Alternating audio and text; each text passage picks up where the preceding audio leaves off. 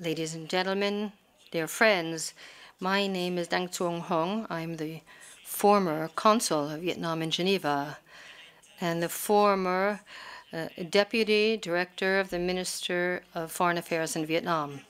I would like to thank UN Watch for giving me the opportunity to inform the world about the absence of democracy and the human rights violations in Vietnam. This is the reason for which, since October 18th, 2013, I have broken with the Vietnamese Communist Party and the regime.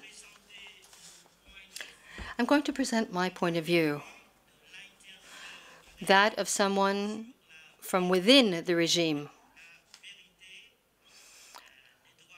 on what is happening in terms of human rights in Vietnam, and I will make some comments and observations in order to respond to the questions that I have asked myself for many years, namely, why isn't there democracy or human rights observance in Vietnam? What must we do to remedy the situation? A democratic regime requires two factors. That is, a democratic culture and democratic institutions. Democratic institutions can only exist if the leadership nurtures a democratic culture. But Vietnam has neither one nor the other.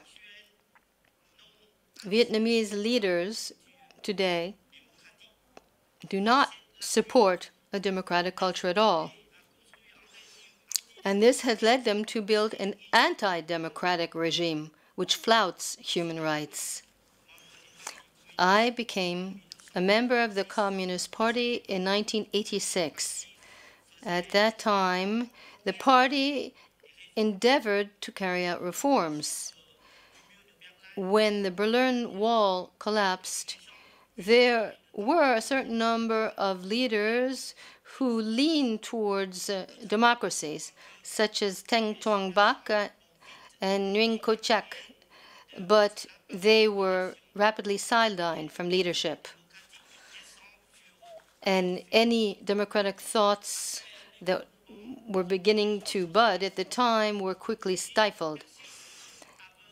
So although other socialist regimes crumbled, the Vietnamese Communist Party continues blindly to follow Marxist Leninism and has refused to open up to democratic ideas and to support human rights, which for many years have become universal values. And thus the Communist Party has plunged the country into the deep crisis that exists today. And this observation leads me to ask another question. Why is it that human rights don't exist in Vietnam? It is because of the Communist Party that the country has deteriorated.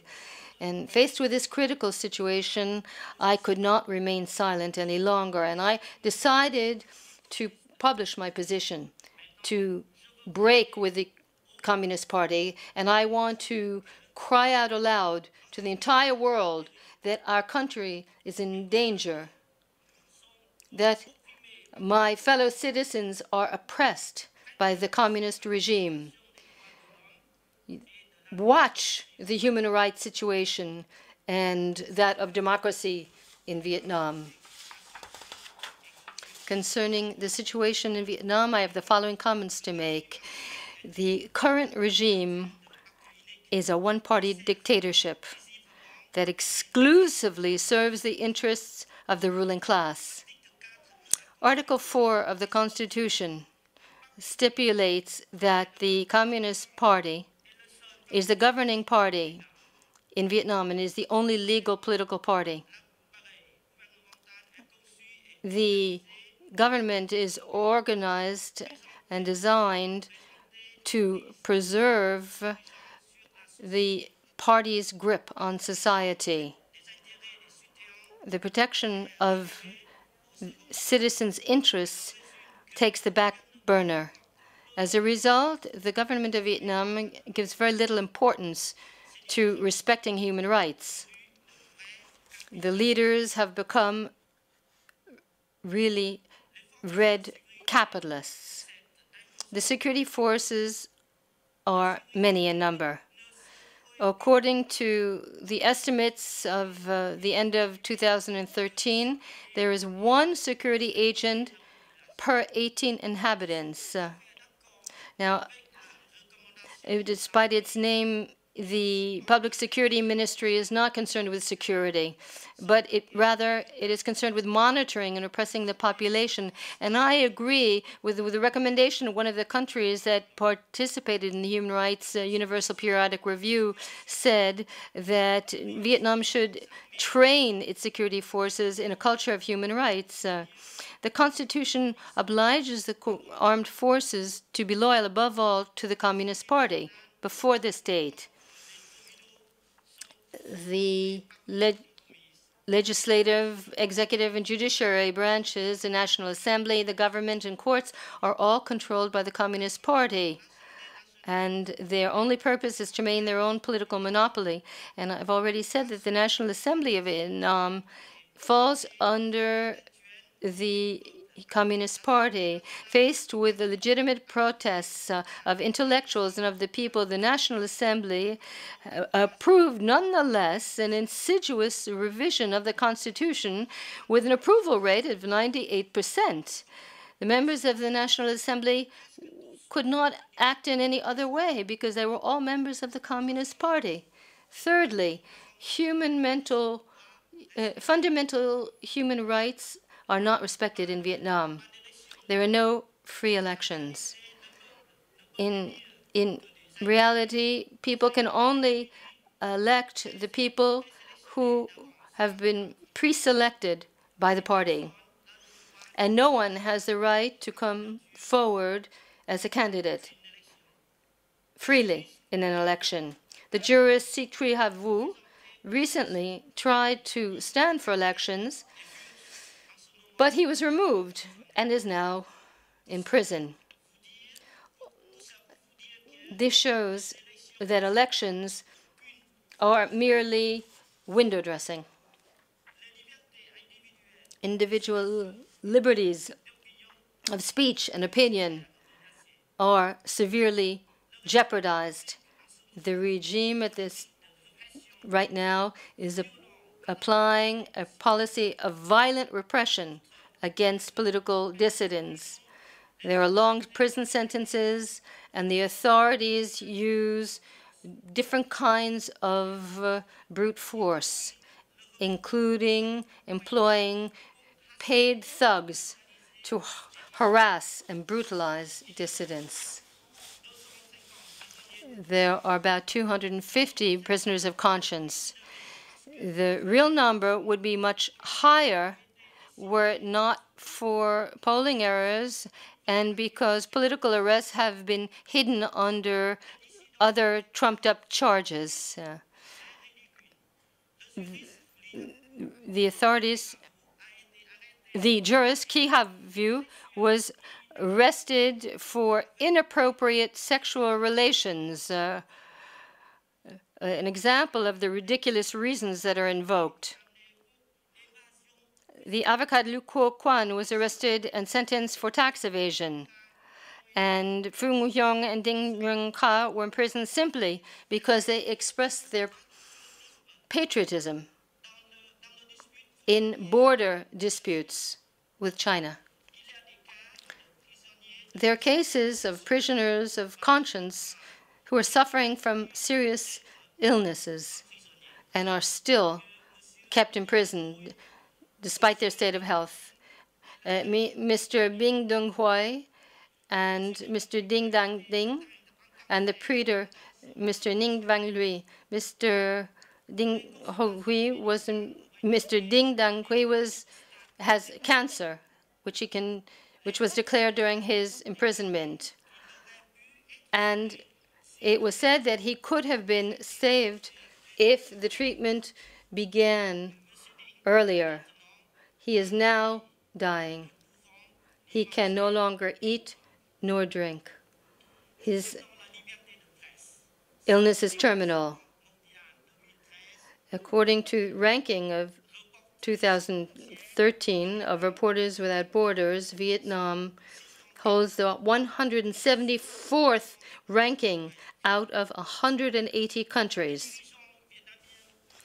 Vietnamese leaders are afraid of the truth. They have stepped up repression. They have censored information and cracked down on internet through laws and firewalls and through piracy. 34 bloggers have been thrown into prison. No institution or organization can protect the interests of the people. The situation of the dispossessed of the land is dramatic. They have no protection, and they must fight all alone. With facing such distress, the authorities turn a blind eye. There are land expropriations by interest groups, and the authorities put down any protests, which is the case of Duan Van Huan and the peasants in Vang Guang. Corruption is skyrocketing. Vietnam is one of the most corrupt countries on the planet. There have been a number of different cases of corruption involving officials that have come to light. The Dang Xuong Hung trial of the Vienna Line companies led to links between the minister and a deputy minister of public security, and with other officials of either higher ranking. The disastrous policy choices of Vietnamese leaders have precipitated the country into a general crisis, politically, economically, culturally, educationally, concerning its health system and its morality. Villainy displaces goodness in Vietnamese society. The officials are lining their pockets, and the people are growing ever poorer. The country is becoming weaker, the society is rotting, and happiness is drifting away. I would like to quote the words by Benjamin Ismail, who was the head of the Asia Bureau of Reporters Without Borders. Hanoi can no longer fool the United Nations and the world. This regime is aware of what it is doing more than anyone else, and is aware of how brutal its repressive measures are. Ladies and gentlemen, dear friends, my comments and observations are shared by the majority of Vietnamese, even by the members of the leadership. But for the time being, they cannot speak up. But hope can overcome fear. The Vietnamese wish to live under a civilized and wholesome political regime where human rights and civil rights are respected and guaranteed. My desire, my burning desire, is to see the current government start to care about the future of the nation.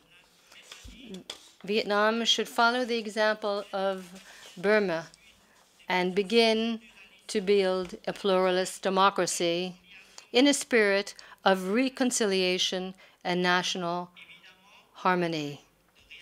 In order to make this aspiration come true, tireless and growing efforts are required to fight for democracy and human rights in Vietnam. And solidarity and support by the international community is required.